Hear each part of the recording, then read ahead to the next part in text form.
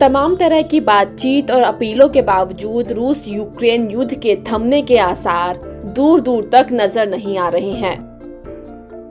दुनिया लगभग 2 खेमों में बढ़ चुकी है। वही इस जंग के चलते रूस और भारत के रिश्तों पर कोई असर नहीं पड़ा है। इस बीच रूस के विदेश मंत्री सर्गेई लावरोव ने भारतीय विदेश मंत्री एस जयशंकर की दिल खोलकर तारीफ की है। उन्होंने कहा कि भारतीय विदेश मंत्री एस जयशंकर एक सच्चे देशभक्त हैं।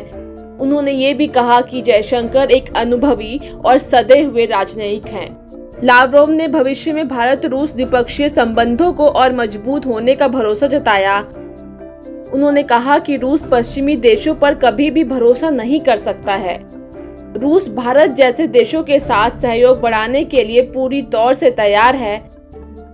अमेरिका ने हाल के कुछ महीनों में रूस के साथ संबंधों को कम करने के लिए भारत पर खूब दबाव बनाया। हालांकि भारत ने हर बार विदेश नीति में किसी तीसरे देश के हस्तक्षेप को सिरे से खारिज कर दिया है।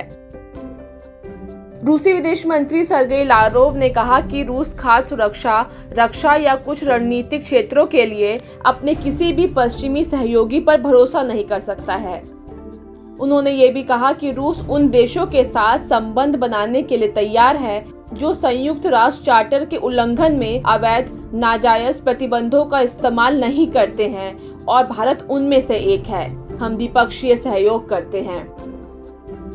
लावरोव ने कहा कि रूस ने प्रधानमंत्री नरेंद्र मोदी के मेक इन इंडिया इनिशिएटिव का समर्थन किया है। हमने भारत के साथ मिलकर कई उत्पादों का स्थानीय उत्पादन शुरू किया है। हम टेक्नोलॉजी ट्रांसफर भी कर रहे हैं। उन्होंने आगे कहा कि रूस भारत को रक्षा क्षेत्र में जो भी चाहिए उसे दे सकता है।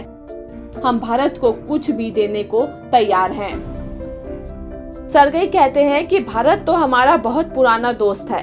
20 साल पहले भारत ने कहा था कि हम इस दोस्ती को प्रिविलेज स्ट्रेटेजिक पार्टनरशिप क्यों नहीं कहते।